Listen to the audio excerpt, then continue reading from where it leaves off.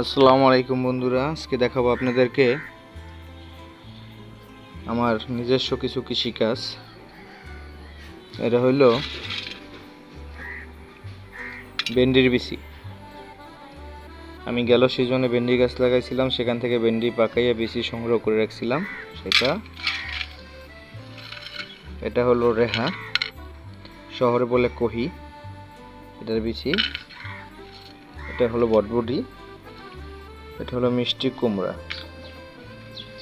তো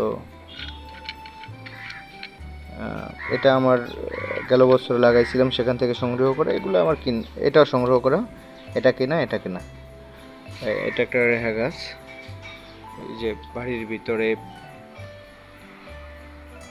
লাগানো। এখানে লাগালে আপনি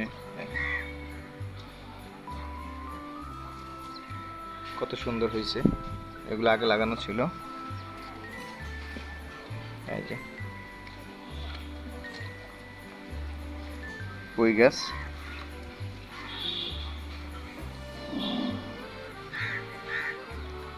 আপনি যদি একটু কষ্ট করেন তাহলে আপনার কার কিনে খাইতে হইবে না, আপনি নিজেরটাই খাইতে পারবেন। এটা হলো দুন্দুল, এই যে সবাই ধরতেছে, ধরবে।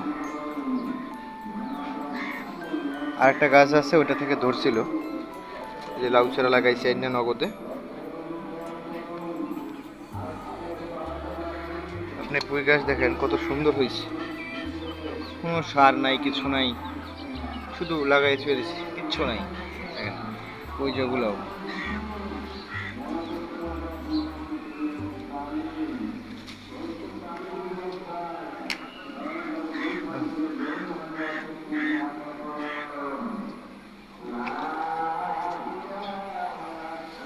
এখানে পুঁইয়ের চারা উঠছে। গেল বছর এখানে পুঁই গাছ ছিল, ওই বিসি পরিয়ে মনে হয় যে এইগুলো উঠছে, এগুলো লাগানো না। ওই ওই পাকছে, পাকা পরে ওগুলো থেকে এগুলো বিসি। এই যে গেল বছরের কাঁচামরিচ গাছ এখনো আছে। এগুলো হলো বোম্বাই মরিচ গাছ। হয়েছে গেল বছর, এখন আবার ওই যে বন্যায় পানি পড়ছিল, এবারে যে হইতেছে, এই যে হইতেছে। এগুলো নতুন লাগানো হয়েছে না, এইগুলা। এই যে আবার বোম্বাই মরিচ গাছ লাগানো হয়েছে। এই যে বেগুন গাছ অনেক বড় হয়ে গেছে, এগুলো পুরানো, অনেকগুলো কাটতে ফেলাইছি দাঁড়াগুলো। এই যে বেগুন গাছ,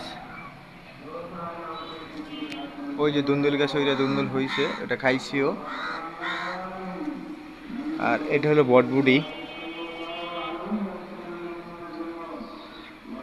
তুমি তো কইছিলে এটা কাট ঢালাইতে, ধরবে বলে এটাই। হ্যাঁ ধরবে বলে, ওইবে বলে কইলে যে কাটা লাগবে না। ওই